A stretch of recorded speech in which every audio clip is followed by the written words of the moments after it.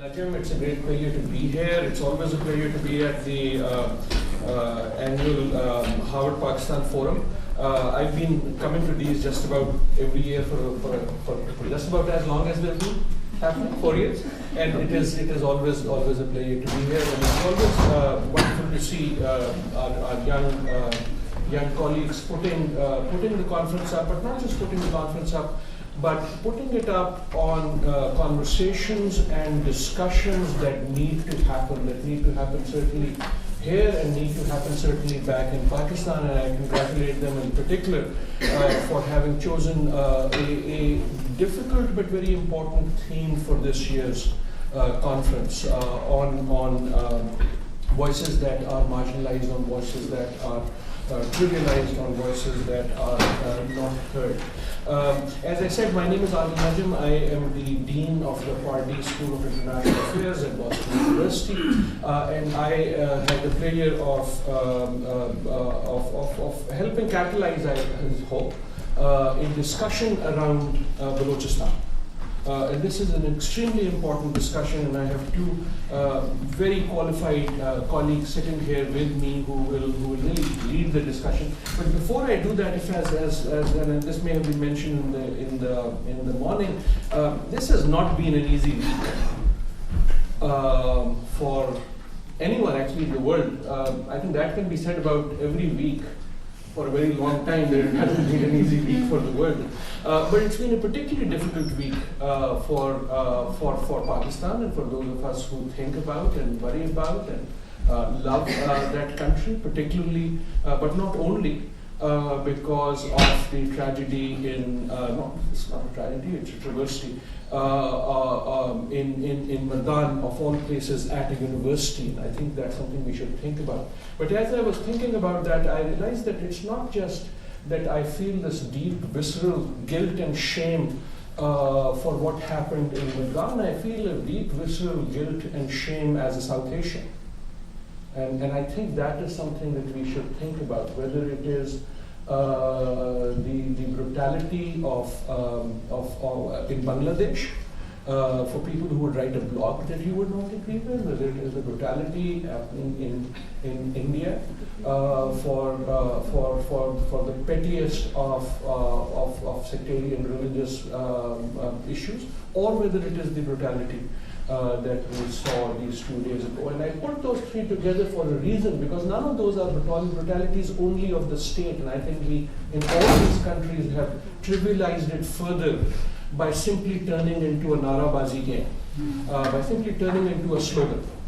Right? It was Zia's fault. It might have been, but the guy's dead. Now it's yours. And the same is true in Bangladesh, the same is true in India, and the same is true in many other places. So my apology for the little pontification there, but I think it's an important pontification to contextualize what we want to talk about, because what we want to talk about really is that if you don't talk about deep grievance, then that brutality is the medium of communication. And that is why I think this whole day, but this panel is important, that the things you need to talk about are precisely the things that you have strong feelings of. The things you want to talk about are precisely the things that have deep consequence.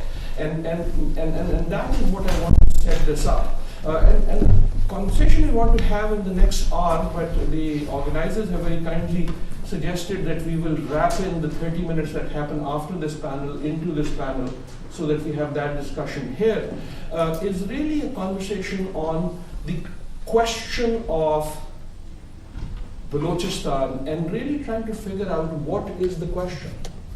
And we want to figure out what's the answer, but we want to figure out what is the question, because if you don't get the question right, you're damn as well as not going to get the answer right. That I can promise you. And we want to do that.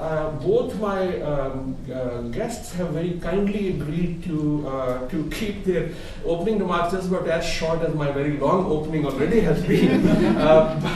But the purpose there is to really start with hearing from our two guests, then trying to construct a conversation between our two guests, and then give as much time as possible to a conversation amongst all of us on really trying to figure this out. What is the core question that gives birth to this longest standing of angst in the Pakistani being, which is Balochistan. And I highlight the fact of the longest standing from the beginning. And then use that to figure out, I hope, at least pathways to the future. I purposely say that as a plural because I would be very surprised if there's just one right path. Because there nearly never is in complex situations. Having said that, I am joined by Malik Siraj Akbar, who is many things, but is also has been a resident of Cambridge until recently. Spent time here at Harvard at the Kennedy School. He's a journalist from Pakistan, currently based in Washington, D.C., where he is the president of the Balochistan Institute. Got that right, Sonny? And I have with me on my right Anwaar Kakar. Anwaar Kakar is from the PMLN, contested elections from Quetta, and he is currently the spokesperson for the chief minister of Balochistan. I think we have two people who have thought very deeply about it, who in their professional work have to talk very seriously about the question of Balochistan. So without any further ado and without setting this up, because I don't think this question needs setting up, I would ask each of them, maybe starting with you, Malik Siraj Akbar, what is the Balochistan question? Thank you so much, Adil Saab, and it's a pleasure to be back to the Cambridge. It gives me a sense of deja vu, what we used to discuss when I was at Harvard. You know, in Pakistan, it's become extremely difficult to talk about Balochistan. Some of you might have a background from LUMS. If you remember, a conference in Balochistan was cancelled at LUMS. Then a conference on Balochistan was cancelled at the Karachi University. Then a conference in Washington, D.C. was cancelled on the instructions of the Pakistani government. And not long ago, if you remember, just 1 year ago, at this Harvard yard, we all sat and mourned the killing of our very beloved friend, Sabine Mahmood, who had gotten out of a conference on Balochistan, and she was shot dead. Because within Pakistan, there's so much intolerance and so many emotions involved with the issue of Balochistan that we don't want to talk about it. And it's a shame that we all the way have to come to Cambridge to be able to discuss Balochistan. But I think it's a very good beginning, it's a very good inception of a dialogue. And I applaud the Harvard Pakistan Forum for organizing this. Why are we discussing Balochistan? Why not Khyber Pakhtunkhwa? Why not Punjab, which is the largest province? Why not Sindh? Well, of course, there is something wrong with Balochistan. There's something happening in Balochistan. And we intentionally choose not to talk about it. We are very weird people. We went through the Bangladesh debacle. We had a country that went away. I had my nerdy presentation, but I was told to keep it away. So, I had a front page from Dawn, you know, the day Pakistan broke up and Bangladesh became a separate country. Dawn newspaper told Pakistani masses, oh, Chinese assistance is coming, it's on the way. We are okay, we will fight back. But it's 2016 or 2017 now. Pakistanis still don't know what's happening in Balochistan. People in Pakistan still as much darkness as they were back in 1971. It's very easy to get like one official perspective. The government tells you, oh, there are a bunch of India-sponsored terrorists, that's why we are dealing with them. Everybody else should keep quiet and resolve, and we are mindful of it.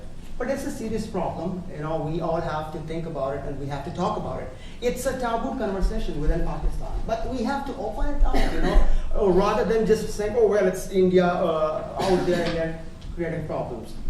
So the Pakistan Institute for Peace, which is an Islamabad-based think tank, they every year come up with a security report called the Pakistan Security Report. So if you look at the last year's report, Balochistan, out of all provinces, had the highest number of people killed in terrorist attacks, which was 412. That's a lot more as compared to any other province in Pakistan. And it's the smallest population. And it's the smallest population. It's only 4% of the country. And you have the highest number of killings in Balochistan. And the highest number of people who were injured also happened in Balochistan, 702 people. As compared to the second highest, which is Khyber Pakhtunkhwa of 325. If you step back, go to 2014, Balochistan had the highest number of terrorist attacks, which was 341. If you go back to 2014, again, for every single time, Balochistan happens to have the highest number of casualties. I always call it the land of superlatives. It's the largest in terms of area, it's the smallest in terms of population. It is the richest with mineral resources, it's the poorest. Under every social indicator, health, education, employment, human development, every social indicator leads Balochistan toward a place where it's one of the poorest regions in South Asia. Now, what is wrong with Balochistan? What is happening in Balochistan? You know, my Pakistani friends always want me to have a good news for them. They always want me to sugarcoat it. Well, actually, you know, we love Pakistan. But, you know, it's paradoxical. Soon after having a panel on Kashmir, we're talking about Balochistan, where we're doing exactly the same what we did with the Bengalis, what India is doing with Kashmiris. And when Narendra Modi raises the issue of Kashmir, I tell him, what is your moral grounds when you do exactly the same with the Kashmiris in India, and then you ask Pakistanis to, you know, treat the Baloch with respect? But it's very important for us to talk about the conflict in Balochistan, because in Balochistan we have a new generation of extremely alienated people, young people whose brothers, family members, you know, fathers have disappeared. Exactly the way things happened in Argentina during the dirty war. It's not hundreds, it's thousands of people who have disappeared. People of my generation, you know, my classmates, kids with whom I played cricket, kids I knew. And then what happened? All these hundreds of or thousands of people who have disappeared. In a process, what the Amnesty International describes is that kill and dump. Hundreds of those dead bodies have been found in Balochistan. Just a report in BBC just 4 months ago in December said 1,000 dead bodies, bullet-riddled dead bodies were found in Balochistan. And just think about it for a while. Wherever you're from, whether you're from Massachusetts, you're from Nebraska, you're from Mumbai, from Islamabad, from anywhere, just change that headline and tell me for a while, how would you have felt if in your hometown 1,200 dead bodies were sent by the state and telling them all that they were terrorists without ever giving them a trial? It's again, as Adil said, it's a part of the country which is only 4% of the population. Balochistan is so small. There are only 10 of us who write in English. There are only 3 of us from Balochistan who ever went to Harvard. There are like maybe 10 or 15 of us who are Supreme Court judges. Once you kill a Baloch professor, once you kill a Baloch journalist, it takes us generations after generations to produce one more, whoever you name it, you know, Baz Mohammad Kakar, who was the president of the Balochistan High Court, or it's Malik Siraj or somebody. It takes us generations after generations to produce these professionals. And we in Balochistan have lost a generation of our best of our professors, journalists, writers, and intellectuals. And who is responsible after it? The state does not own responsibility. Whereas everybody else, Amnesty International is wrong, Human Rights Watch is wrong, you know, and the state keeps coming with all these excuses. In a nutshell, I think Pakistan has had a very abusive relationship with Balochistan. Since 1948, we have carried out military operations against them in 1948, 62, 73, and since Musharraf's time, it's been 12 years, there is a military operation going on against the Baloch people. I tell my wife, she's sitting here, if I'm ever abusive to you, stump me. And this is what I'm telling you, you know, we have to teach our daughters, our sisters, that if you are ever into an abusive relationship, get rid of it. Nobody's entitled, nobody's forced to be in an abusive relationship. People like me are very few remaining in Balochistan who still are willing to sit down with Anwaar and talk, to find a future for ourselves, for our kids, for our generations. See, Anwaar and I can end only talking when we kill each other. Otherwise, we are from the same land, same province, we're the same people. But still, we have gone a long way away. You know, we have different directions. We have to live in Balochistan. We have to, make it a happier place, a safer place. It's not easy, to lose a roommate, a childhood friend. And that is what we have gone through in Balochistan. And I think lastly, I would like to say that it's very important that to understand that I do not represent the point of view of the extremists in Balochistan, political forces in Balochistan. I'm a journalist, but I've lost 40 journalist friends in Balochistan, 40 journalist friends in India. A bunch of coordinators of Human Rights Commission of Pakistan have been killed in different districts. Therefore, even if my views sound very extremist, you have to understand where it comes from. But I think it's very important for us to unpack this whole issue of Balochistan and listen to different perspectives, different voices. We don't have to agree with each other. I don't agree with Anwaar, and he perhaps does not agree with me, or he most definitely does not agree with me. But we have got to talk to each other. We don't have to be required to come to cameras to talk about all these issues. So I applaud you for opening up this conversation. I know it's very emotional. People want me to have some good news, but this is bad news. There is a separatist movement going on in Balochistan, which is joined by highly educated young men, women, and even children. And where does that come from? Women who never ever got out of their homes, who are always in the hijab, stay home in Baloch society. Women don't get out. Now you have Farzana Majid taking a long march from Quetta to Islamabad, seeking justice for her missing brother who's gone missing for many, many years. There's this guy called, he was some guy whose father had gone missing back in 2002 actually. And he wrote an op-ed for my newspaper and asked me, and the headline was, I lost my youth searching for my father. His father is missing. You go in, you talk to anybody in Balochistan, where are these people? No. Perhaps Anwar has an answer for that. Thank you so much. Thank you. Thank you very much. Before I do ask Anwar Kakar to also give his views on the same question, can I push back on? I think you have answered it, but I wanted to give you the opportunity to maybe articulate it in your words rather than my summary. So you talked about violence, you talked about separatism, feeling of deprivation, challenge of missing people, but how would you articulate what you think is the core issue of what you're calling the Balochistan problem? I think Balochistan's problem is purely political. Whereas folks in Islamabad, they look at it from a national security point of view.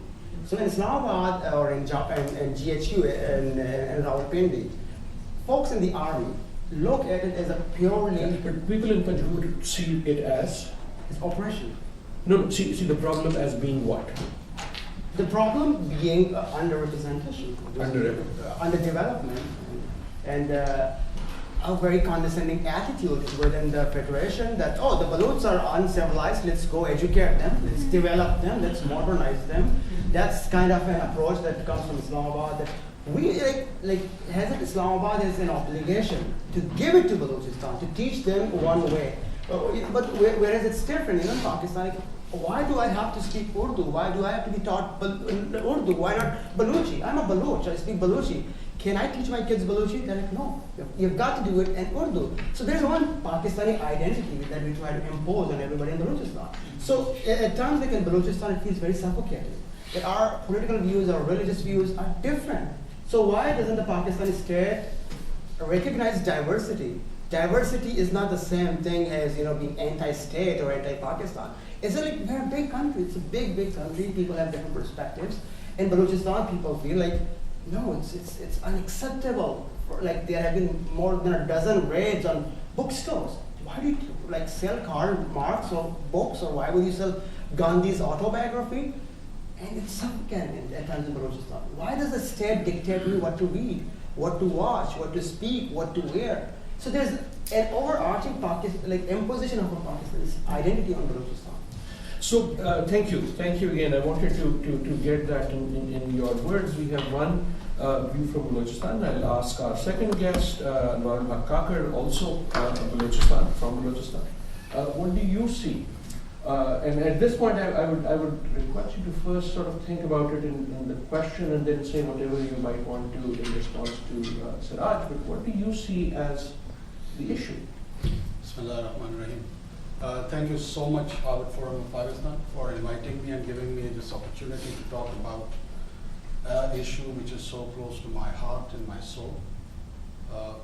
I see Siraj after probably after 13 years. We were together in a forum arranged by one of our common friend, Gulmina Bilal, who runs a blog, Individual Land. You guys can Google her. And we did discuss Balochistan issue in 2007, in which we were together in that part in the same city. So thank you for organizing this, but we have been doing it for a long, long time. We're talking. I kind of thought that I would give you a mental tour of a history, that what Balochistan is. For that you need to understand what Pakistan is, or what the idea of Pakistan was. But I'm kind of prompted to respond to one of the beautiful rhetorics of my friend Siraj, whom I'm meeting after so long years. Here we are talking about some fancy vocabulary about missing persons, about human rights violation by the state of Pakistan, regressive, and to an extent, probably one of our past, some of our actions is providing fuel to this sort of narrative. But I grew up in same Balochistan in Quetta, where I bought the copies of Discovery of India and Glimpses of the History by first Prime Minister of India, Jawaharlal Nehru. I see a Balochi academy funded by the state of Pakistan and government of Balochistan in the middle of Jinnah Road, constructed during 90s, probably 91 or 92, or maybe later 90s, I'm not sure about the dates. What Baloch is, I'll comment on that, but Pakistan has seen as one of the most powerful of its president, I'm commenting on the underrepresentation, its president as Baloch, Farooq Laghari. Laghari Thumandar is a Baloch who's more a royal and blue-blooded Baloch probably than me and Siraj is. I mean, there's a kind of social and tribal hierarchy. Yes, the province in which we together reside, there have been issues of violence. I agree to that kind of a thing. But that always necessarily does not being initiated or continued by the forces representing state. It's the militant organizations like BLA, BLF, who kind of openly advocate an armed struggle to crave out a new country. You can disagree or agree with it, but this is their stated position, that they want to kill and die for that cause. And the same intellectuals which we are mourning over here, sitting at Harvard, no doubt Maldan tragedy was one of the worst. But these same men killed Nazma Talib. You probably would have never heard of her name, Google it. She was a mass communication teacher in Balochistan University. She was not representing the so-called deep state. She was teaching our kids, my kids, Siraj's kids, and the kids, common kids of Balochistan. We killed our vice chancellor. Well, not we, the same militants who are having a big foul mouth for human rights violation. We have almost, and most of them, they used to provide services in the education industry. The non-Baloch populace who used to speak Punjabi, Urdu, Kashmiri, and other languages, and who were settled for the last 150 years peacefully side by side with our people. And there's been a mass exodus of around 100,000 people at the hands of state militants. I keep on hearing about, when I got this job of representing the provincial government, I was also worried as a conscious person, to be honest with you, that how many guys are being disappeared, because I hear so much about it.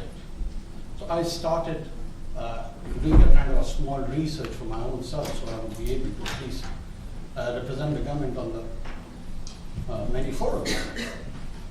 And I got this figure from 500 to 20,000. It depends on who is speaking or explaining about it. But one of the closest, which I found would be more realistic, came from this Committee of United Nations for Enforced Disappearance, because that is the technical word they use for these so-called disappearances. And my mind was boggling about 20,000, maybe it could be 12 or 13 or 10, because I didn't know. The narrative was so powerful that I succumbed in a way to believe something in between. And by the way, that committee observes the disappearance in the whole region. It is not just Balochistan. Pakistan has been divided into the 4 provinces for which they have given figures. Then it's Afghanistan, Sri Lanka, India, Bangladesh, everywhere. And to my surprise, you guys can again Google it for reference. The number for Balochistan came 50, as compared to India, which is 8,000. I know there's a huge population, I'm not comparing that. But still, the power of narrative was so accurate that people like us who are representing the government, they got carried away. And who says that there is a darkness in 2017 in Balochistan or Pakistan? State feel mute. We've been published anything against us from New York Times to Washington Post to Guardian to Dawn to social media, mainstream media. Mama Adil was the most popular host in one of our most popular talk shows. I remember Jerry Adams was not allowed of IRA. His voice was not allowed to be broadcasted at BBC. But our mainstream electronic media do give opportunity to people like Herviar Murray, Ramdas Bukti, to be on air prime time for 1 hour and just telling them that we don't have any other option but to just break away with Pakistan, which is fine. But don't dwell in the past. Pakistan is changing. There are a lot of bad stories about Pakistan, but there are a lot of good stories about Pakistan. We conducted seminars as a government of Balochistan for this counter-narrative throughout Balochistan and throughout Pakistan.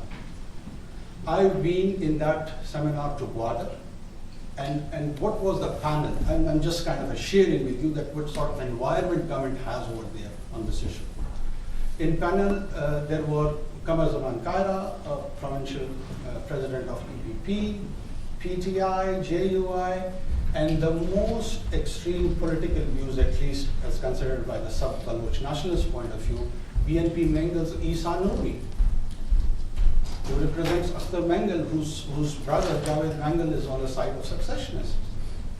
So he also had the opportunity, and our political and entire military echelon was sitting there, and we were having a very candid discussion. Then we went to Khuzda in Engineering University, and we again had the same sort of panel discussion. We had it in Quetta, we had it in Karachi University, we had it in Lahore, Evan Iqbal probably last month.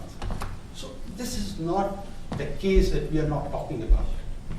My problem probably is that we are not talking on the relatively neutral side of it.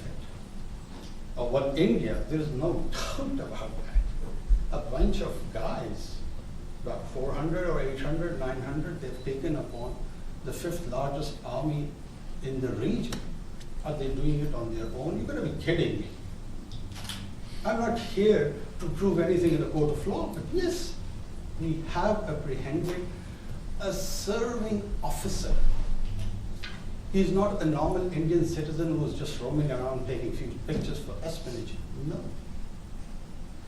His actions, his decisions were directly responsible for the killing of unarmed citizens of my province. My friend Soz over here said that it's only Kashmiris who are suffering. Yes, they are. So do we. my teachers are being killed. Because probably the Indian establishment thinks in their own mind, this is my guess, I'm not privy to the information, that whatever is happening in Kashmir, give them an answer in Quetta and Balochistan. Great, Modi did come to Lahore, it was a nice gesture. But at the same time, his national security advisor, Adil, was probably giving some lecture in one of their universities that the best way to handle Pakistan is that if they do anything, Balochistan is gone. It is a viral video on social media available everywhere.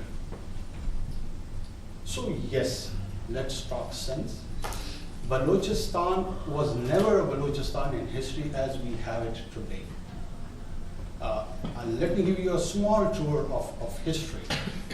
When we went through this decolonization, India and Pakistan, they were product of the Indian Parliament Act, which was passed in Westminster. And there was a huge debate that how the freedom should be given to this United India. And around 565 princely states were there, which probably Jammu and Kashmir was the largest. And most of them were arguing for a case that they should be given the right of self-determination, and they should exercise that right and go for an independent country. Ironically, it was the Congress who resisted this idea. And they said it would be tantamount of balkanization of India. We can't have that. Cutting the long story short, just as advice was given to those chieftains who were running those principalities, that how they could go about either to join this two domains of India or Pakistan, as that was the only legal option available by that parliamentary act. Keeping in view the religious background, geographical proximity, and so on and so forth. So the Balochistan which we today have as a province, which is the product of 1973's constitution, was in 5 regions. It was state of Haran, Kalat, Bela, Makaran, and British Balochistan. And the ethnography of this province became a mix of a large, sizable minority of Pashtuns and a relative majority of Baloch, which is the reality of the province. And then Haran joined document vexation, followed by Bela, Makaran, and British Balochistan. The state of Kalat, which constitutes almost 20% of the geography, as my friend was talking about, that you have to understand what is Jammu and Kashmir, which probably most of you do, but you guys probably don't understand what Balochistan is. And this British Balochistan passed a resolution in Quetta municipality to join Pakistan. Khan of Kalat took almost 9 to 10 months. And he joined Pakistan in 1948. And the story is narrated. There is a version of the separatist on all these historical events too. His book, Inside Balochistan, his autobiography.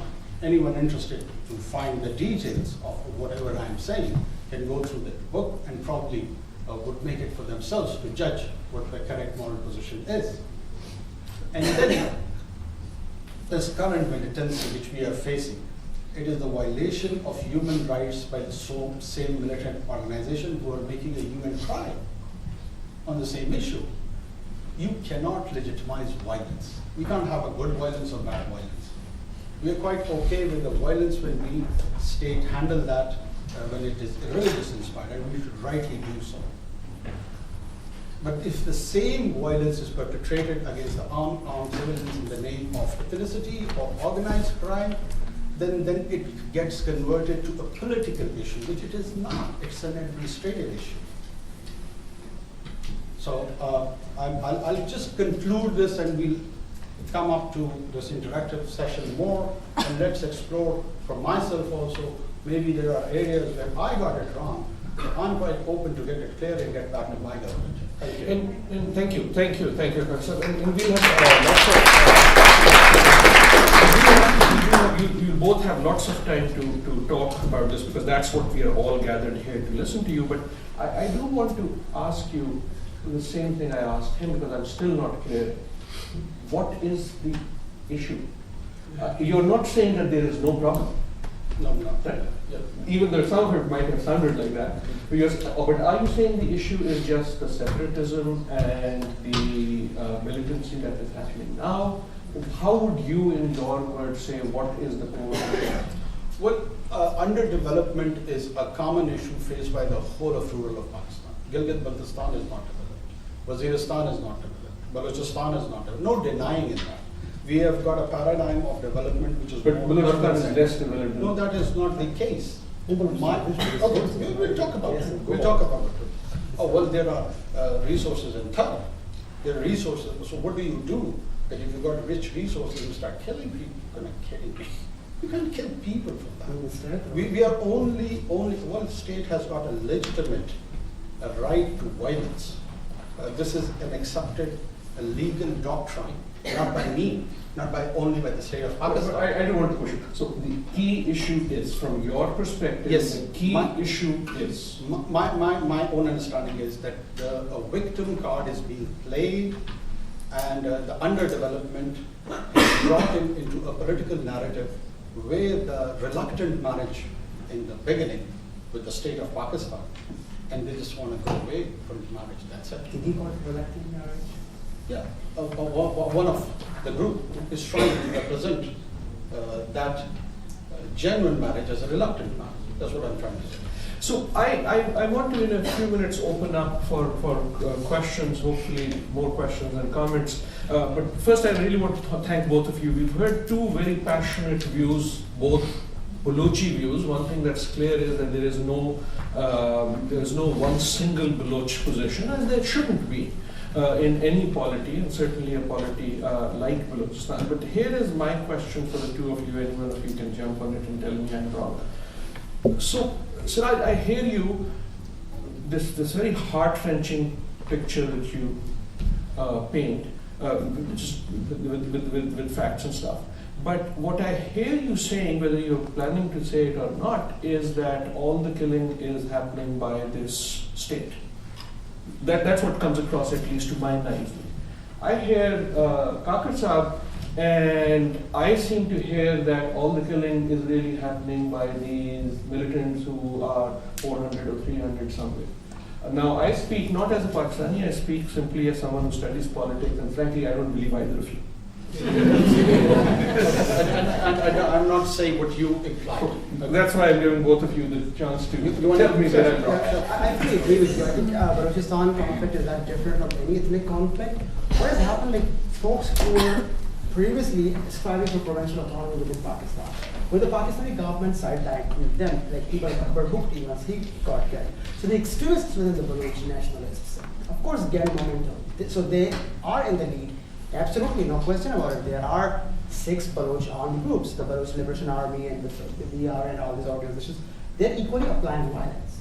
However, when you compare that with the amount of violence employed by the state, that's like insane. Like it's very small as compared to the state machinery, state apparatus that goes and burns towns, burns houses, That's much larger. So I'm not saying that Punjabi settlers haven't been killed or they haven't carried out human rights abuses. But that's nothing as compared to the state, what the state is doing in Balochistan.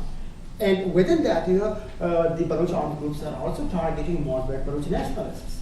They kill fellow Baloch who believe in Pakistani politics now. They're like, it's too late, you're a collaborator, you're a traitor. So there are hundreds of Baloch who have been killed by these armed groups as well. They have targeted terrorists, That's true, they have targeted professors. They being The Baloch armed groups. So there are extremes on both sides. There's no gainsaying the fact. But what I'm saying is, the state has a lot more responsibility. The state has got to demand. State is much more responsible. Fair enough. So let's talk about what is the responsibility of the state, or what is the raison d'etre of any state government. The prime responsibility of a state, let me paint a situation or hypothetical situation over here. There's a guy, fresh graduate of English literature. He wears a nice suit and he enters in the town of Mastung and he wants to teach their kids English language. and during the process, he gets killed. What is the responsibility of the state? To protect the life of this individual, or would be more interested to protect those militias, which, by the way, is not constitutional. According to Pakistan's constitution, you cannot have a violent militia or immediate individual.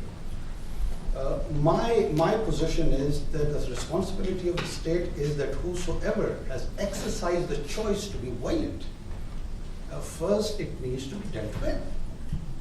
Yes, with an appropriate sense of force, with a proper proportion, that which is defined by the international norms and due process, and that is what is exactly happening in Balochistan. Let me just finish. Sure, I'll give you an opportunity. I keep on hearing about this military operations. Let me share over here that we are not a banana republic. No rogue elements in Pakistan's military or police force or anywhere can just go on operation and then just kind of have a picnic party and let's kill 5-10 guys. No, that does not happen. There is an SOP to that. There is a procedure to that. SOP, standard operating procedures. Exactly. And in military operations case, every individual who is in uniform in Pakistan's military, that has to be sanctioned in MO Directorate, which is called Director General of, the head of it is called Director General of Military Operations. All our operations in Waziristan against the Taliban and the religious extremists goes through that process. All the sorties we do, all the bombs we drop, it is over there. It is not in Baloch, it's probably in somebody's imagination, which I can't help. It is not actually happening in real time. Whatever we are doing in terms of military operations is being reported in national press, international press, everywhere. I had Owen Bennett Jones, Peter Owen, and Colin Freeman of British, renowned journalistic background, last month in Quetta. I'm kind of amazed why people of that stature did not report these so-called military operations and the burning of the villages and houses. Come on, you have to at least recognize that we are fellow citizens. We are facing a situation in which a small militant brand, yes, they got killed during the operations, which is perfectly legitimate. Any state or a government which differentiates its populace between a uniform-wearing organization and a non-uniform, they are entitled and they are given the authority to keep an internal order. We are doing our duty over there. So let me give Siraj very briefly. So Kakar Sahab says it's proportional and it's very considerate. So I would think there are three things that we have to look at. One is extrajudicial killings, extrajudicial trial. Actually, the state has the right to arrest people, but the state also has a responsibility to give these people the right to have a lawyer, to be produced before a court. So all these hundreds or thousands, or as Anwaar says, dozens of people, they are denied the right to have a lawyer. So they don't come in front of a court. Now that is the right not the BLA or the Baloch or Jirgas are given to the people. This is the Constitution of Pakistan that protects everybody's right to have a lawyer, to be produced before a court, and then the court, not the folks on the SOP, are entitled and empowered to destroy them. So in most cases, people don't have, they're not being produced before a court of law. Secondly, again, it's not the job of the military, it's the job of the police force to go arrest people, put them in jail if it's a murder, whatever is there. Because the Frontier Corps, which is now responsible for these reckless operations and killings, is not trained. It's not, with the name as it shows, it's a Frontier Force. Its job is to guard the frontiers, the borders, to confront smuggling. It's not by training told how to investigate cases, how to produce challans, how to bring people in the police, in the courtrooms. So once you give the powers to the Frontier Corps, to the paramilitary forces, you isolate the police force. You need to develop a police force in Balochistan which does not exist. Thirdly, the idea of embedded journalism is disastrous. Wherever the state embeds journalists, invites them, and okay, you come to Quetta, see, everything is wonderful, happy, those folks will never write stories. On the other hand, journalists from the New York Times, Declan Walsh, if you guys remember, he wrote an amazing story for The Guardian called Pakistan's Dirty at Anwaar. He was kicked out of Pakistan because he exposed all these human rights abuses in Balochistan. Carlota Daw, another New York Times reporter, she went and did a story on Pakistan, kicked out of the country. So there are a lot of journalists who, when they write stories that embarrass the Pakistani government, they're kicked out. So the idea of embedded journalism scares me deeply because the state wants to put a rosy picture there. I'm going to, because I really do want to open up, but I want to ask if Can I just okay. No. I don't small want comment, just two but sentences. wrap it with the others. 1.5 sentences. Frontier Corps is given police powers by the provincial government. We give them the legal authority to go and do policing. It's not kind of a game. Taliban's militia, which is rogue and untrained, who does not have small ready things, that how to apprehend someone, and we do take people to the court of law. There are hundreds of the cases which can be given reference to. Thank you. So I want to open up and maybe collect 2 or 3 questions, and I'll throw mine first, and I'll collect them and answer them together. We won't go one by one, and I'll start with the lady there, but let me throw mine first, just to, and I know they might sound unfair, and I respect both of you. My fault. But I did want to throw this in. My one concern, Anwar, is there is clearly a sense of alienation, and it's been there ever since I remember. And you get it when you talk to a bureaucrat, you get it when you talk to a politician. There is this sense that हमारे साथ हमें खोटा लगता है. And that's not about militancy. Please correct it. And when you speak, it seems you are denying a sense of alienation. But just as someone who's grown up in the country and worked in the province, at least some, it is so palpable that you can't. Siraj, and again come to it later. My concern very often, and again with you, with how it is articulated, is when the conversation happens, the narrative becomes that there is a Pakistan and there is a Balochistan and the two are separate. Right? So repeatedly in your narrative, and I don't know if this is purposeful or not, and I want to find out, it is that there is a Balochistan and then there is a Pakistan, and they are not the same. Right? And to me, that's a clear signal. Right? And so I wanted to put those two things as what struck me the most in how you talked about it. But we will now start with the lady there, and then we'll take 2 or 3 and give you time to wrap up and take whichever ones you want. Jeez.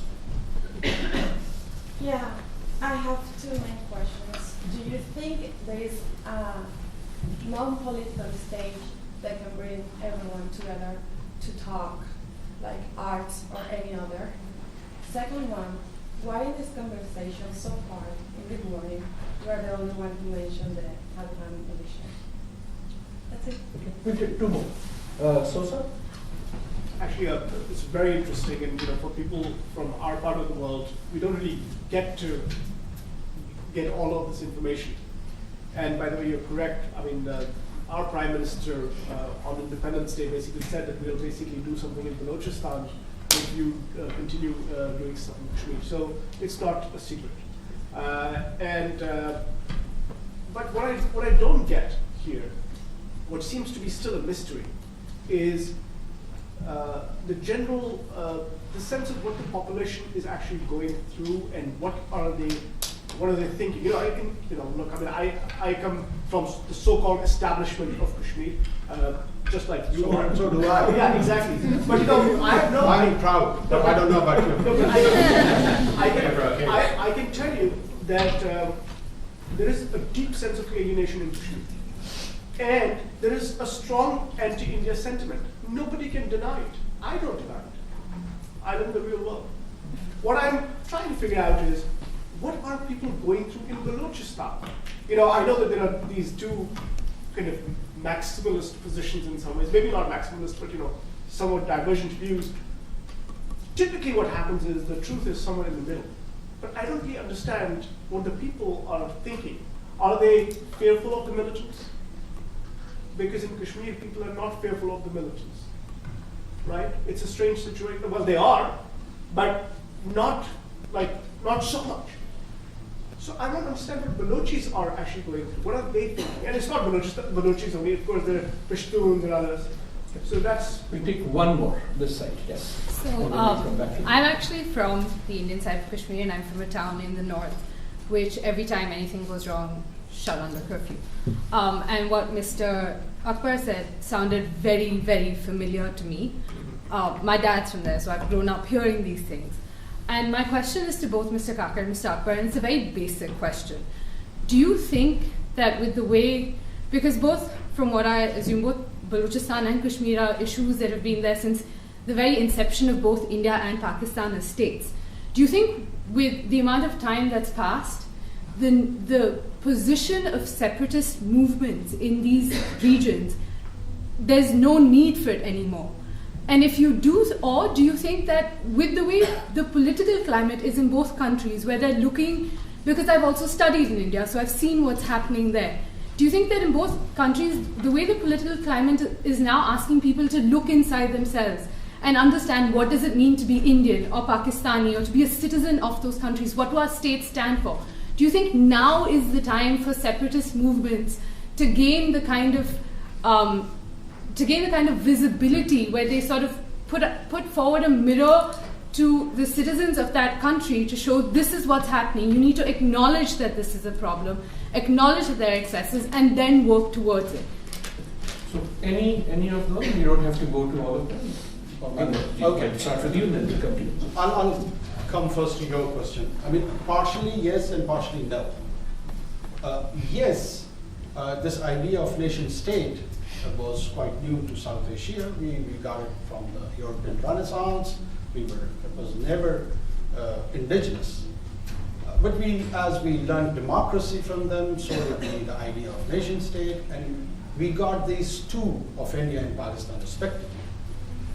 So the movement of separatism in the settled part of Pakistan and settled part of India, I think so needs a discouragement and needs to get shun away with this idea of violence. So you can compare it probably with the Sindhi nationalism in Pakistan, or Baloch nationalism or separatism in Pakistan, or Pashtun separatism in Pakistan, or even a Punjabi separatism in Pakistan. Same goes for the northern India, for the Naxals. But when it comes to the Kashmir, it is unique as both the nation states are contesting its area and its people both. There might be morally and politically correct positions, and there might be politically and morally wrong positions. But it's a disputed area. India is not party to Balochistan. And we are not party to Nagaland. We are not party to Khalistan. So yes, the rest needs to get settled down, and this idea of citizenry versus the state, that needs to be focused on human development, on economic progress, knowledge-based economy, as Mr. Najam would call it, or whatever. I am for it, all this vision. But whatever the fate of Kashmir is, eventually India and Pakistan both have to realize that there has to be a solution. No matter whether it passes 1,000 years or 10,000 years. Can India hold it for 10,000 years, or can we contest it for long 10,000 years? It's a question for statesmen, not tacticians like us, right? I hope I've answered your one. Is there anyone else? Oh yeah, why am I mentioning Taliban? You know, as a passionate citizen of Pakistan, probably this is one of the most misunderstood area where Pakistan has been accused of something which is not its own doing so much. And our contributions of different sections of our society our policemen, our common citizens, civilians, our military personnel. We have lost 70,000 individuals in this lives in post 9/11. 70,000 in fighting the same Taliban whom I'm trying to repeatedly call here their name. My salute to Sifat Ghayub. You probably wouldn't know him. He's got 2 beautiful children, got martyred by a suicide bomber. He was very fluent in French. He was one of the top legendary police icon of my country. Malik Saab. Shabana, she was a police woman, constable, who got killed at the hands of same Taliban. Many doctors, General Beg, Mushtaq Beg, he was a doctor surgeon. Probably you guys paid us in Carrier Ruger bill about $1.5 billion a year, which if divided on American populace would contribute to $0.50, 50 cents towards this war in which we are apparently partners. So I need to tell my side of the partnership that how much we have done. And unfortunately, it is not being heard. So when you are not heard, you start crying. So probably I'm crying more. Yeah. So I'll come to Siraj, but just from the organizers, are we mashing the discussion session with this, or do you want to? Yes, we are. Yeah, so we continue for another 30 minutes? Yes. Yeah. And then we can take questions one by one. If you guys could all keep your questions limited to one question that ends in a question mark, that would be great. But first, Siraj. Yeah, now that we are in Harvard, or in a time when we talk about things like Black Lives Matter, I think it's very important not to be carried away by titles. As Anwaar talked about, like Farouk Lagari being a Baloch president. The fact that Barack Obama served as a black president in America does not mean that black lives don't matter anymore, or black people don't languish in jails in America. There's a problem, and that's very important to identify it. Of course, there are some Balochs on top positions. The reason I mentioned this is because you asked this question, the difference between Balochistan and Pakistan. Do we look at them as 2 separate entities? As a matter of fact, yes.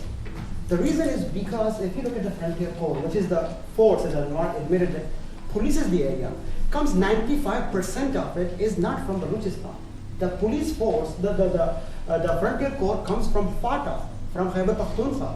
These are the Pakhtuns, not our Pakhtuns even, not local people. They don't understand the local language, they don't understand the local geography. They come as outsiders, and they carry out these raids. They arrest people, they torture people, they arrest people. So for the Baloch, the police force, including the police force, separately. The police chiefs, most of the time, come from Punjab. So of course you can tell me, oh, Tariq Masood Kosa was a Baloch from Punjab, but these are the chiefs. You have one chief, you have the chief secretary, but the police is mostly, overwhelmingly, non-Baloch, non-locals. They come from elsewhere in Pakistan. Look at the bureaucracy. Most of the bureaucracy is from outside Balochistan. Everybody in the media, most of the bureau chiefs of top television stations. So for us, yes, the Baloch people heavily depend on Pakistan, the other state, to protect us. Even most of the times, what happens, people like Asma Jahangir, they're the icons. We look at Asma Jahangir to come from Pakistan, not from Balochistan, from Pakistan, to conduct a research, then to go to Ahmed Mir to validate it. We depend on Najam Sethi and Ahmad Rashid and for all these people. Once they speak up, Pakistanis listen to Balochistan. Once I speak, oh, he's a terrorist, or he's a BLS sponsor or India sponsored, anti-Pakistan guy, he's a traitor. So the Baloch people feel that yes, we are 2 different entities. Under every definition of the word, police is outsider, bureaucracy is outsider, media is outsider. Nothing is Balochistan. It's like that is why there comes this feeling. The question about Taliban is extremely important because that's one thing we did not talk about it. But in Balochistan, within these conflicts that we are having, one big conflict that does not get a lot of attention is the violence against Shia Hazara minority. There are Hazaras who live in Quetta, they are neither Baloch nor Pashtun. Their facial features identify them as Mongolian-looking people. So they're very easy to identify by these terrorist groups like the Lashkar-e-Jhangvi. Now, the Pakistan state, in an effort to counter the secular Baloch movement, has patronized Islamic terrorism in Balochistan. Mashmool madrasas, there are madrasas all over Balochistan. There is support hoping that these Islamists will help us someday counter the Baloch nationalism, but it has backfired. If you remember last year, there were 3 horrible attacks, one on lawyers, one attack on the shrine, and then there was another attack in Quetta that killed an entire generation of lawyers in Balochistan. So that's a problem that the state believes by patronizing Islamic radicalism in Balochistan, by mushrooming more madrasas, we can counter the Baloch nationalists. These are folks you can talk about, or you can talk to. The BLA, okay, you call it a terrorist group, deal with them, put them in jail. But what are you going to do with the suicide bomber who is willing to blow himself up? So in Quetta, the Quetta Shura of Taliban resides with absolute impunity. They carry out attacks, which is why they host, Islamic State. So what happened? The Islamic State claimed responsibility for all the 3 attacks carried out last year. So their spokesperson says, oh, we carried out the attacks. The government spokesperson says, shut up, you did not do it, the Indians did it. So they're like, no, we did it. They're like, no, you didn't do it, the Indians did it. They come for a third time, they're like, we carried out this attack, we claim responsibility. No, shut up, the Indians did it. That's a bad situation when you patronize these folks to that extent, admitting the fact. I can say the fact that yes, 35,000 Pakistanis have been killed by the militants, by Taliban. But these are the Taliban that we are still protecting. What lessons have we learned? So it's a very heavy price that we are trying to pay to counter the Baloch separatists, Baloch nationalists. Lashkar-e-Jhangvi is thriving, the TTP has found shelter in Balochistan, and you have all these extremist groups like Islamic State. This is not the kind of Pakistan, whoever's philosophy you believe in. Jinnah did not want such a Pakistan. No, Parvez Musharraf did not even want such a Pakistan. Why are we, darkening the future of Pakistani kids by supporting all these terrorist groups? Lots of people with hands up. We'll take another and we'll ask both the questions and the answers to be short. Okay? We'll take the gentleman there and the lady behind. Thank you. My question is very naive. I'm just trying to distill the cogent narrative. I hear in-group and out-group over there all the time from, look, we feel very angsty towards the government. And that's fair because the government, whether it's the 70,000 people that Zulfikar Ali Bhutto sent to repress the uprising by the Khan of Kala, or it was its resource problems or issues, people feeling marginalized. So any coercive policy by a government on the province is seen as alienation, and as a consequence the government can't function well. When the government can't function well, social capital deteriorates and institutions are weak. So my question to you guys though is, throughout this entire narrative, lives aren't valued. The life of any individual doesn't matter at all. And so this is emotional rhetoric from me right now. But you mentioned you mentioned Malik Saad. Why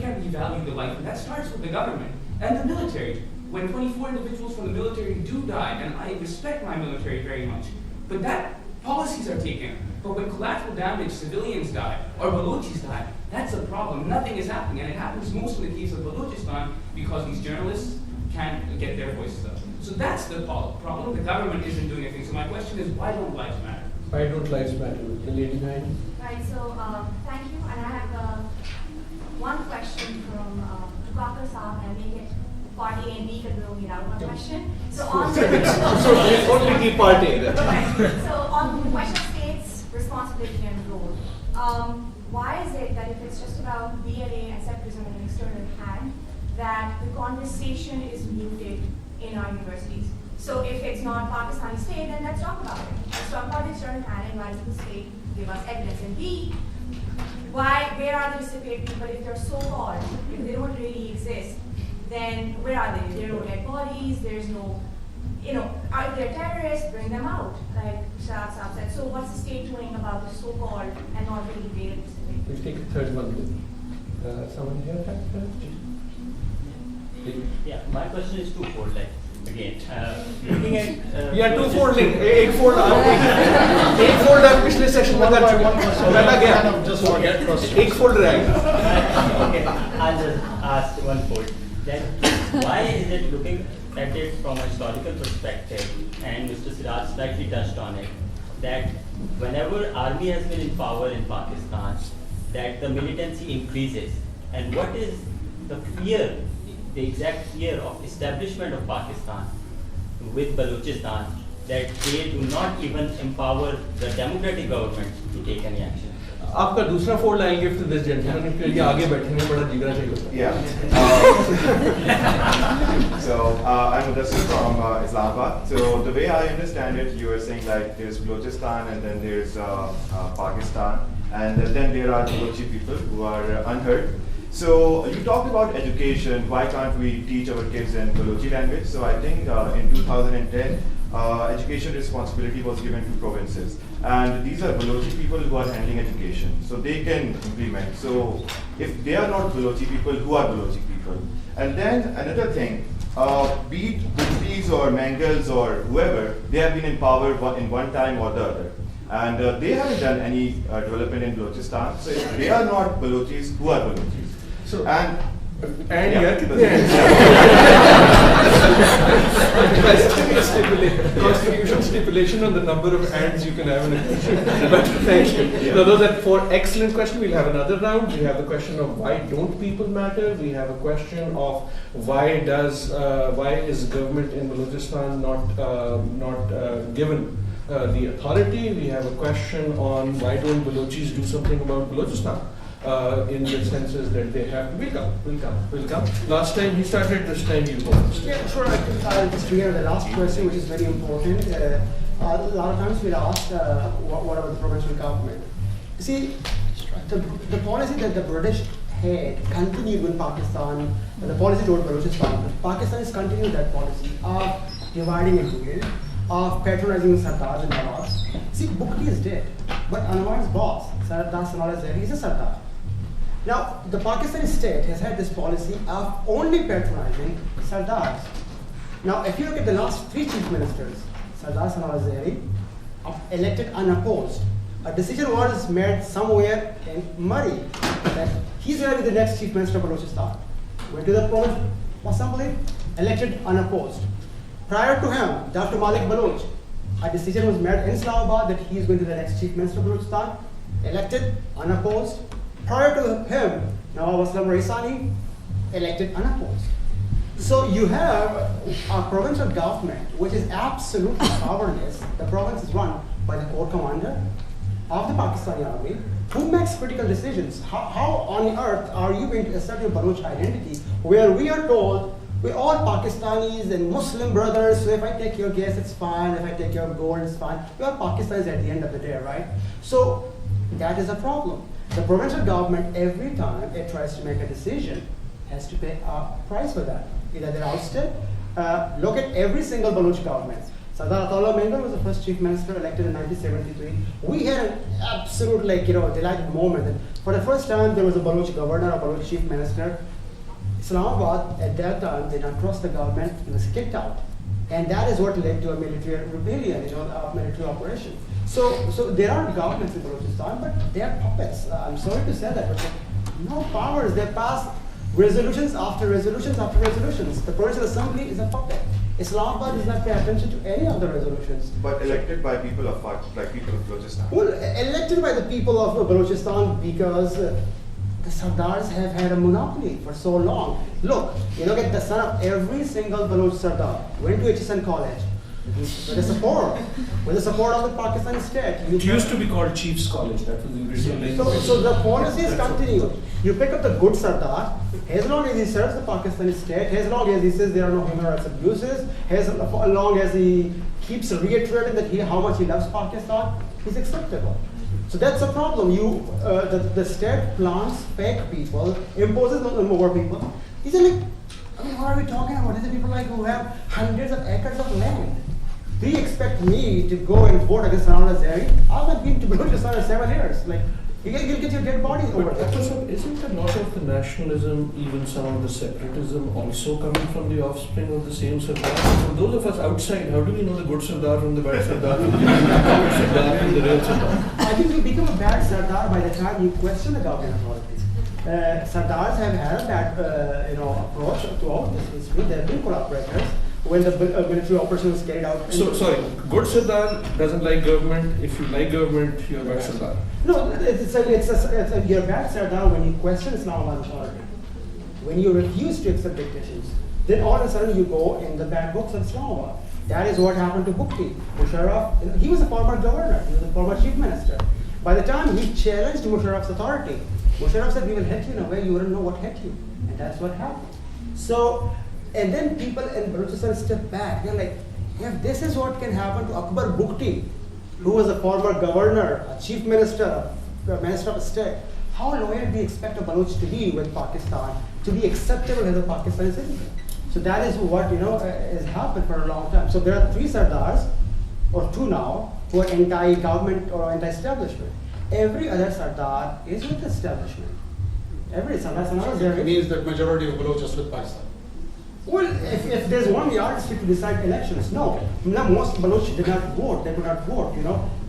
If you take the frontier force people to vote, that's a separate situation.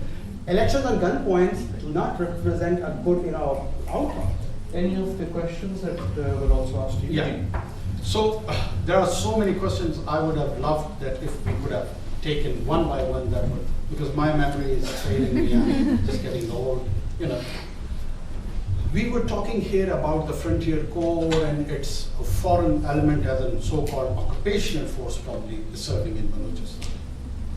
Again, if you keep your laughter control, and let's get to the facts. What is the factual position in Balochistan? Is it one way that we are being governed by the rest of the Pakistan, or there is another side to it? Let me introduce the other side to you, which might be a lie. As one of my friends was saying, the truth lies somewhere in between. But something which is accepted by international norms can be taken as relative truth. I can claim here that everything in America is run by CIA, and all this Congress is bullshit, And they're not representing people of America. They're basically the elitist of the elite, and they're representing 1% of USA. I can say it. I'm entitled to, but you have to check it and verify it objectively. 28, and let me give you the population figure. We are 7 million, and majority is Baloch, and we are a sizable Pashtun population. Post 2002, there was an issue that military does not have much of Baloch youth amongst its rank and file. So a new policy was introduced, and they started recruiting people from Balochistan. And again, one of the challenge came that, most of Hazaras and Pashtuns would occupy these positions. So how do we integrate the Baloch populace, or how do we head them? So that a solution was given that let's allot the positions, the vacancies to the districts. And amongst our 31 districts, 17 is non-Baloch, the rest is Baloch. So that's how you attract more of a Baloch populace. So the figure can be checked by the official web page of GHQ, in which 28,000 individuals have been recruited, and we regularly get those passing out parades, and they are serving somewhere as aliens are serving here in Balochistan, probably in Waziristan, probably in Gilgit, probably in Lahore. So yes, this has to be linked with this idea of nation state versus citizenry. If you kind of give a ratio, which probably in the Second World War Hitler tried but failed, as a Puritan racial entity, and kind of give this color to the idea of nation state, this would be a new vocabulary to the political thinkers. Let them think about it, let's make a decision on it, and let's come up with a solution. I'm quite okay if the 7 billion population idea agrees exclusively for Balochistan, or Pakistan for that matter, to have a Puritan racial entity. So then it's fine. But if it has to be pluralistic society, then I'm sorry, it's not. Except that I have my alternative fact. Well, if you want to create one, you go ahead. I think it's very important to understand that if Balochistan or if this panel has America, treat me as a black American and treat Anwar Saab as a white American, that would answer a lot of questions. It's very easy to just, give it a racial label, but it's important because all the people who have disappeared in Balochistan are Baloch. To talk about black lives does not make you racist. To talk about gay rights does not make, you don't have to be a gay to talk about gay rights. You can label me as a racist or somebody who talks for the Baloch rights. It is important. It's people who have been oppressed, it's people who have been underrepresented. Therefore, I think you have to understand it's only 5% of the country's population. How long does it take to integrate the Baloch in the Pakistan system? Give them scholarships, send them to LUMS, to IBI, to ZIBAS, to Qadi Azam University. How many? 500 scholarships? Prepare PhDs? What's the big deal? If I were the ISI chief or the army chief, it's so simple. Back in 2012, when Musharraf was trying to create the Gawad report, our question was, how do you make sure that the Baloch kids get jobs, are able to run the port? He just laughed. He's like, are you kidding me? How are you questioning my authority? But had he done that back in 2012, we would have ample time to produce one person as a PhD twice. One person would have graduated with a PhD twice. That's very easy. Just own the PhD is easy or the other? No, it's the Pakhtuns in Pakistan had the same problem in the 70s. Wali Khan and those folks were also talking about Pakhtunistan. Today you said in the Corps Commanders meeting, you have Corps Commanders who are Pakhtuns. You have Pakhtuns in every discipline, every walk of life. They're not anti-Pakistan, they're not talking about separation. So what's wrong with giving the Baloch? So I really do, we need to respect the audience also, and I do want to ask you, they have questions they've asked you, and I know you have your talking points, but also do try to answer their questions. Right? So very briefly, and you can take notes, we'll only take 3. Yes. Thank you for taking out the time to speak to us today. So answer the question, right? Yeah, my question is for Mr. Malik.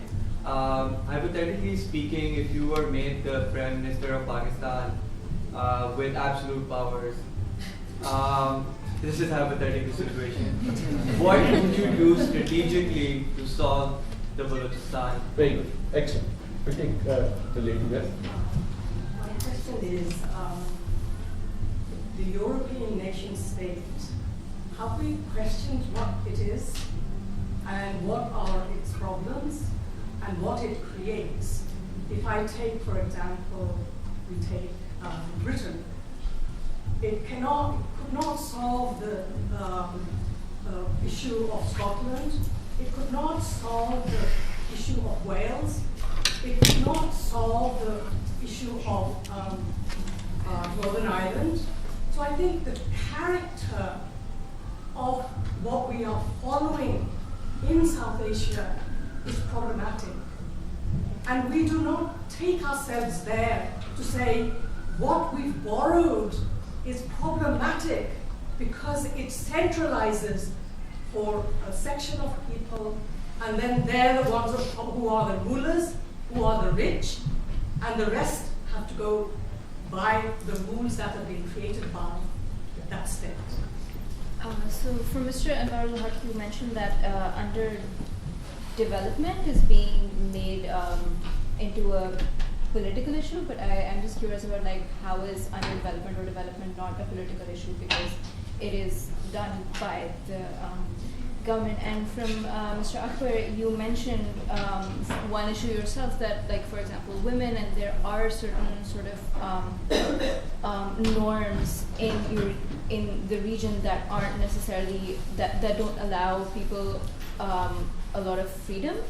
How do you propose changing the minds of the Baloch people and making them more open-minded, while at the same time respecting their cultural identity? Okay, so Prime Minister Akbar, what do you do? The idea of the nation state from Westphalia is actually flawed, and until that gets fixed, nothing happens. And why is development ever, when is development ever not political?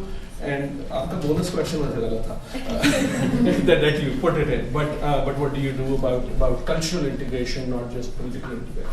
And we've already determined that the two of you don't agree on things, so you won't answer each other, but answer our students.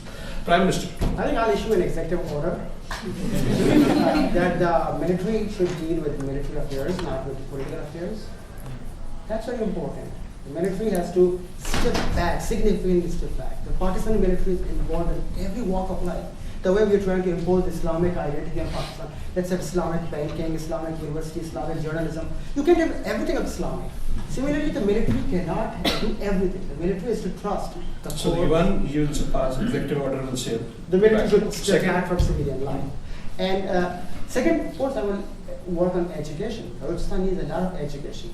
But Balochistan needs the help of the central government, of bigger provinces. Again, as I talked about scholarships, make sure that there are more scholarships for kids who go to lumps, IBS, CBS. Help them. Give them affirmative action. Balochistan lags behind. It needs your help. If you love Pakistan, if you love Balochistan, find out a way out how you can help Balochistan. That's very important. And also, while you're doing it, the cultural integration. I think the cultural integration, again, there's a long way to go. It's a very male-dominated society. Folks in power, sometimes back, we had an issue as a journalist reporting there, in a case of honor killing. 5 women were buried alive when she was raised in the Pakistani Senate. The chief minister, Anwaar's boss, his brother, again a federal minister, stood up. He said, "These are our norms, these are our traditions. How is the Senate supposed to talk about all these things?" Yes, there are problems, but once you educate people, then people begin to question tribalism. People begin to question the tribal chiefs who are in bed with the military, and then they ask for their rights. So it's a slow process, but absolutely it has to happen. Through education. There's no other way how you empower women in Balochistan, but that's a big goal that we have ahead of us. The modern state isn't modern enough, and also how is development ever not good? Okay. Probably I did not make myself that clear. I wanted that underdevelopment should not link with violence, not with politics. Of course, politics is the central theme to the human society. It's core, be it a religious idea, a secular idea, whatever. 5,000 years of our documented history is all about politics. So we cannot divorce politics. All I'm trying to tell you here is that so much of underdeveloped areas exist in Pakistan, which is most of rural Pakistan. So why they do not have a kind of violent movement towards the center as we are experiencing it here in Balochistan? So there has to be some additional factors to that which needs to be explored. This is where I was trying to indicate to my audience that they should think about. And if they have a question, I'm willing to answer. And secondly, yes, my lady, of nation state, Westphalian principle, that German town, Renaissance, going the Arab ideas to 16th century, it's a huge debate how states should be managed. American dream, Thompson or Jeffersonian democracy, these are all fancy intellectual ideas which needs to be debated in an intellectual forum, probably like Harvard's. I don't have an issue with that.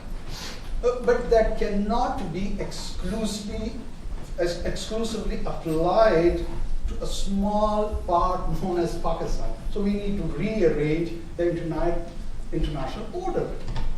And I welcome that as a global citizen. I don't have an issue with it.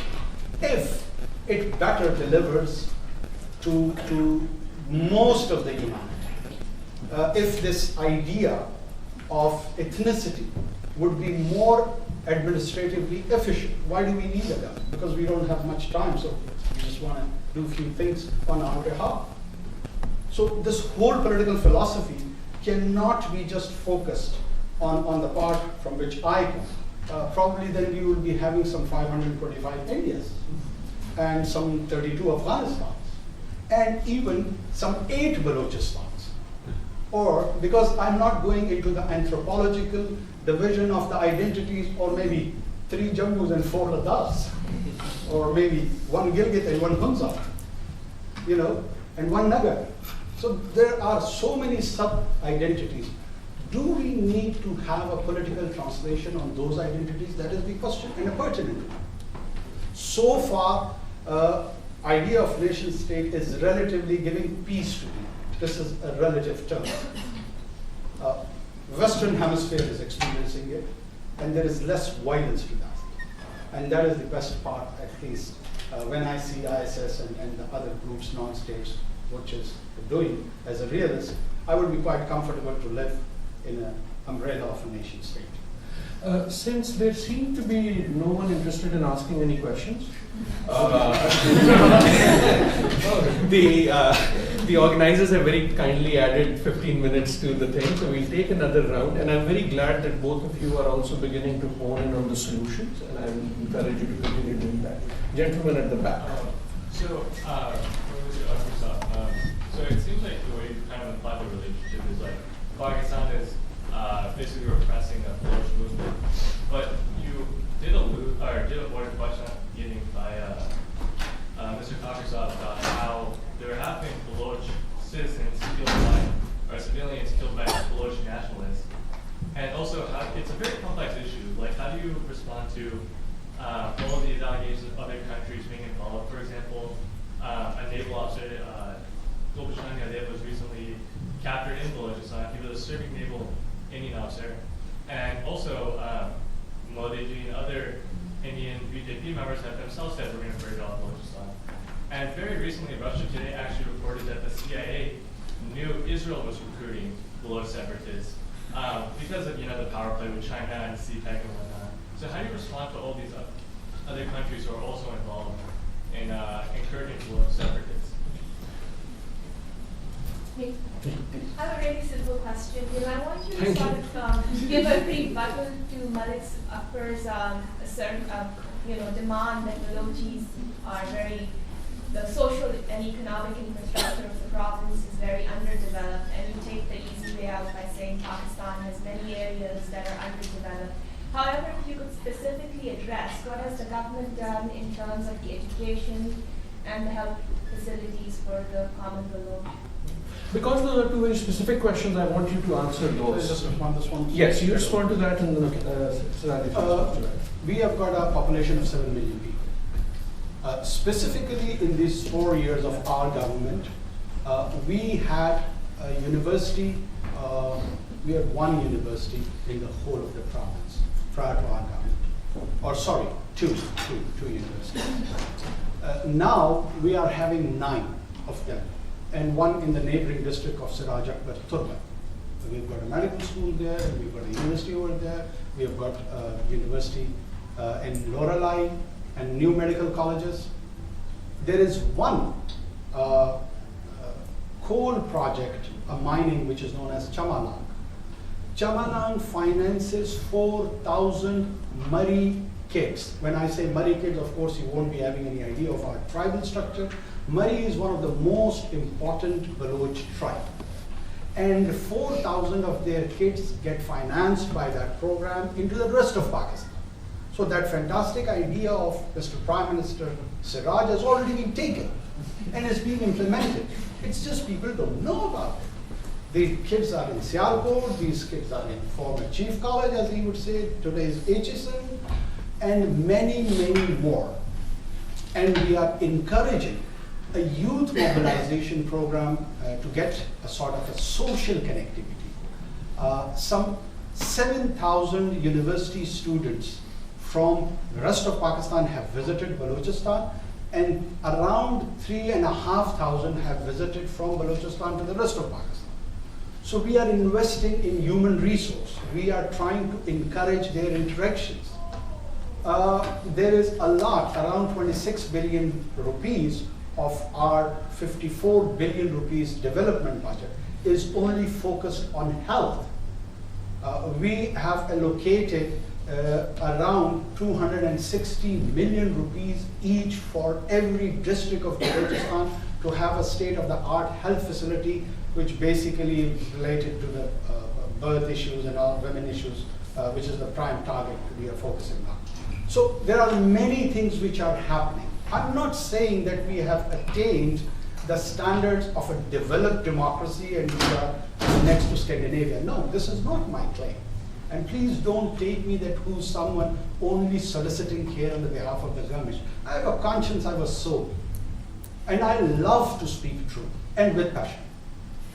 So it is not that we as a representative of the government, would always be talking about lies and crafting things.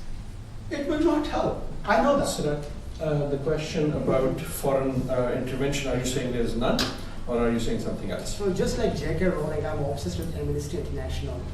I love that organization so much. So Amnesty International recently testified before US Congress saying that assistance provided to the Pakistani government to fight Taliban and ISIS or Al-Qaeda were redirected toward Balochistan to fight Baloch separatists. So there are instances where Pakistan has actually used American money to fight the Baloch nationalists, Baloch political activists. Now when you ask a Baloch political activist, I came up with this disclaimer at the very beginning that I do not represent any of the political parties.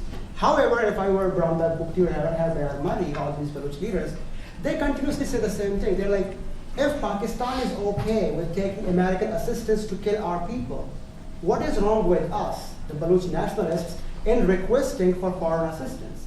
So if you ask them, it doesn't have to be an expose. You don't have to come up with Kulbhushan Singh Yadav and say, oh yeah, we found an Indian agent. The Baloch nationalists have repeatedly, publicly, even on Pakistani channels, have requested the Americans to come to their rescue. They have requested the Israelis, they have requested anybody. They're like, we need your help because we are in the midst of what American journalists like Harrison described as a slow motion genocide. So if you're a Baloch nationalist, you would definitely welcome foreign assistance. However, I think there's, I won't say none, but there's very minimum foreign involvement in Balochistan. The situation is very vulnerable. When you let it open up, when you give people an excuse, then I think the Indians, the Americans, the Afghans, or anybody is going to be out there, and then there are takers. There are surely takers, people who would welcome Indian assistance. As you saw when Prime Minister Modi mentioned the situation in Balochistan, the Baloch leaders were the first ones. They're like, thank you, Mr. Modi. He didn't say anything that had not been said previously. But there is a lot of desperation. That's my concern, that if Pakistanis don't put out the fire in Balochistan, the situation is so vulnerable.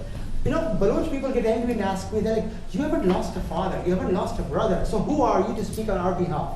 But the kid whose father has gone missing, whose brother's bullet-riddled dead body was found, he is very likely to go and accept Indian assistance or American or Israeli assistance. That's why I think it's very important for Pakistanis. If you want a solution out of Balochistan, just take care of it. It's almost too late now. Very last, I think maybe more. Yes. I have a very short question. I've been curious for a while. Every time when someone says that, Mr. My question is about the legitimacy of the Baloch parliament, which you mentioned before. I grew up in Pakistan. As a Punjabi, I have never heard anyone convincingly tell me why I should consider the Baloch parliament a representation of the Baloch people. Because it's always Hadars, it's always half human, half PPP, and they switch over, and like 90% of them are ministers, which makes them all happy and means that the actual Baloch who've lost family members I never get to hear a normal Baloch telling me what he or she wants. What do both of you think is a good way for the federal government to make sure the Baloch parliament actually translates the Baloch people, not the Hadars? Very good.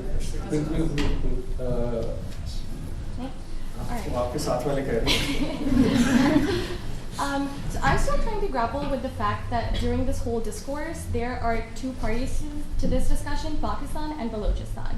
And as Mr. Kakar pointed out, that within the country, there is a sense of Punjabi nationalism or Sindhi nationalism and, other sectors within Pakistan. But my prime question to both the speakers is what makes the Balochi sense of isolation, of alienation, of separatism so unique? What makes Balochistan the question of today? Both excellent questions. Mr. Kakar, you mentioned a $54 billion development budget, and a quick Google search, I found out Pakistan's budget is $1.6 trillion. So I don't know if that fact is right, it's like from the Tribune, but that says 3% of Pakistan's development budget is going to Balochistan. So the question is not, are you doing anything, but is it proportionally the right amount that should be going to Balochistan? So all three questions, I'll please. forget about this one. If you re-Google it, I think so I said it's 54 billion rupees of our development budget. Our entire provincial budget is 217 billion rupees. and there's a Sorry, I meant 100 rupees is rupees, equal to rupees. $1. So I meant rupees. That was my okay. So but the question being, is enough being spent on Whatever is Balochistan? available to us as a resource, and after post NFC, we have been increased by the rest of the provinces in our economic share. So whatever is available to us when the planners go and they want to put budgetary arrangements, in that we have allocated a lot to education and health sector. This is what I'm trying to say. As a Balochi, if I can elaborate on the question, I do want to come to this too. As a Balochi, I'm not talking about CM or PML, and as a Balochi, do you think we, Pakistan, you, all of us, have invested enough on Balochistan's development? That's, I think, the gist of that. Anwar. I, as Anwar, I'm telling you, we have not invested in rural Pakistan. Because for me, Balochistan is not a distinct entity. For me, the entire Pakistan is one single entity where there has to be a development paradigm, because I'm more into a state versus citizenry thing. The lady over there had said that I'm a Punjabi. I don't know. I've got 20 definitions of Punjabi, of who Punjabi is. Again, I can claim I am by race a Pashtun, linguistically I am a Pashtun. Do I represent Pashtun nationalist? No. Siraj racially is Baloch. He cannot speak Bravi, I presume. I can. One of the most important Balochi language. Does that make me pure Baloch? No. So there are very tricky questions on that, and they're not that straight answers. You know, I just want to tell you over here that the kind of a picture, probably there is a rosy situation back in Balochistan, but it is not that bad as being painted by Ramdev Gupti or Adil Mari and his fellows. So the truth has to be somewhere in between. Come and visit us. I don't want to miss these two extra questions. One is, why is Balochistan's sense of deprivation and alienation special? It's not that it is only people in Balochistan who disappear, which doesn't mean that that's okay, because it's not okay anyway, right? But why so exclusively? What is special about it? And the question, which I also share, it's difficult to take a Balochistan assembly seriously when everyone in it is a minister. Yeah, okay. Let me answer. So we'll start with. I think so. I come from a small town called Majboor, which is only 3 hours drive to Iran. So Karachi is like almost 12 hours or 15 hours drive. So when I was growing up, we related a lot to Iran. Everything came from Irani side of the border. Edible items, everything. Like even the electricity comes from Iran. So that's kind of the relationship that the Baloch people have had. Because stepping back, now. What Anwar gave was a historical background of the Pakistani state narrative on Balochistan, or historical facts, and I said I have my alternative facts. In a sense, like the Baloch don't agree with that history. You know, Balochistan, the region of Balochistan is huge. So my mom is Irani Baloch. And Iran, perhaps most of you don't know, but the largest province of Iran is also Balochistan. Sistan and Balochistan is Iran's largest province. Then there is this Pakistani province of Balochistan where 43% of the country's land mass. Then in the south of Afghanistan, we have the Baloch populated areas in Helmand, Farak and Nimruz. Within Balochistan, I mean, we still don't have access to natural gas. Gas that we produce for Pakistan, which is called Sui gas. The reason we call it Sui gas because it's extracted from the town of Sui. In 1951, natural gas was discovered. And this gas goes to Punjab, to Karachi, to Faisalabad to run their industries. Whereas in Balochistan, most districts, out of 30 districts, we don't have natural gas. So Anwar asked about underdevelopment and then compared with Skardu and other places. No, we are different because we are rich with mineral resources, but we don't get to benefit from our resources. That's why there is a sense of deprivation among the Baloch, that we generate the gas and the industries in Punjab thrive and Karachi thrive, but the Baloch people don't get gas. Right now, out of all these 30 districts, only in 7 districts headquarters. The question is also, why is so Sindhi nationalists would also say that, the Saraiki nationalists would also say that. So why I'm trying to get to your sense of deep angst comes from where? The Baloch think that, unlike what Anwar narrated, Balochistan was not a part of Pakistan. When the partition happened in 1947, they were given an option whether or not they wanted to be with India or Pakistan. So according to the Baloch narrative, Balochistan was not a part of Pakistan from June 1947 until March 1948. Mr. Jinnah, who was actually our lawyer, who agreed to fight the Baloch battle in the Boundary Commission to make sure that the Baloch would be a free country. Then he was appointed as the first Governor General of West Pakistan. He ordered the military operation. So Balochistan was forcefully incorporated in the Pakistani state. However, they made an agreement, a standstill agreement with the Baloch, that you will still have maximum internal autonomy. You will have even your own currency. However, the federal government will deal with currency and all that stuff. But the Baloch felt betrayed. So every time they get angry, they revisit the history. They're like, we have options. We were not like Punjab, Sindh, and other provinces. We were not a part of Pakistan. You promised that you would treat us respectfully, nicely. You did not. Military operations were carried out in '58, and then we got the first, the government. It was dismissed. So the idea of having options is what makes the Baloch nationalism different. They're like, oh, we can have a free Balochistan. We have resources. We can thrive. That's what. Thank you. So on the question of representation of the parliament and stuff. There was one time when we had a huge cabinet, and that was 2008 to 2013. And then with the constitutional amendment, you cannot have more than 13% or whatever. There was a time in post Musharraf reign. Sorry, you should share what the amendment was. The 13% of the you cannot have a cabinet bigger than that. Yeah. Or 15 individual to maximum. So this is the case now. So we don't have a big or huge cabinet size. On the question of the seriousness that you don't want to take a serious our representative, I'll be a bit politely offended. I won't take your representative serious. In a way, Punjab's province representative. I won't take KP's representative serious. Maybe, if I'm not misunderstood, if I am, please clarify. That is not what I said. Okay, what did you say? I said that what do you think the federal government can do to ensure that the Baloch parliament actually tells the wishes of the Baloch people as opposed to the Sirdars?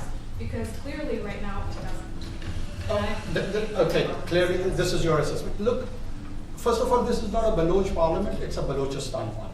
Sorry, that's what I meant. Fair enough.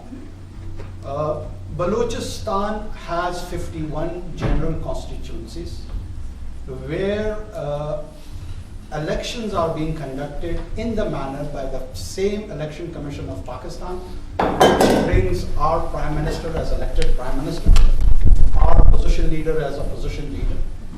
So if nobody wants to take that process in the one specific province serious, that is again their choice. It is like you don't want to have Ohio's result seriously for the presidential election, but in New York you want to. It's all same, and we, since prehistory, the same families, it is a social structure and a tribal structure, they have transformed into a political structure.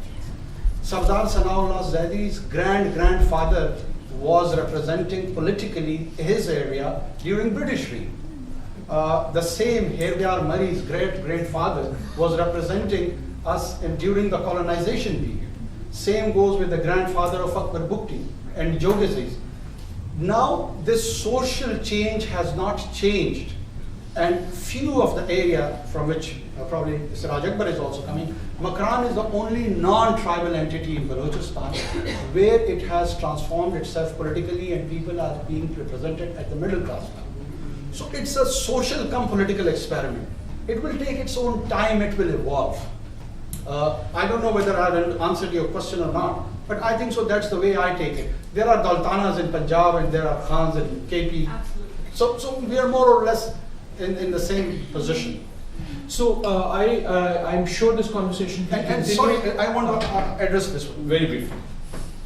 There is an idea of Greater Balochistan, I'm not denying that. It's an idea. You can have fantastic ideas, or you can have bad ideas. Is it politically legitimate given in the international order? No. Is it legitimate according to the Constitution of Pakistan? No. Does it carry a civil momentum at the mass level? No. Is there a minority who's representing that idea? Yes. Is that minority has a weapon which is known to all of us as violence? Yes. These are the areas where this question of identity is revolved around this political idea. Before I thank our guests, I want to ask very briefly, this is really a very, very short question, and so I would also appreciate short answers. And I'll start with you, Siraj, and then we'll go to one. What would you have wanted Anwaar or Kakar to have said today that he didn't say? And I'll ask the same question of you. Thank you, that's a great question. I think I would have expected Anwaar to admit there is a problem. There are problems. We have committed crimes, we have made mistakes in Balochistan, and we are trying to fix them. The state of denial scares me. The state of denial is the worst thing that exists here. What would you have wanted to have said that you didn't hear him say? I think so. I expected him the same what he said. I didn't expect him anything. On that note, and in the desire and wish and hope that you will continue this conversation after we break. The purpose of the conversation is not to come to a solution, because if we could, then it could have happened much earlier. But it is, I hope, to better understand different views. I want to thank both Anwaar Saab and Siraj Saab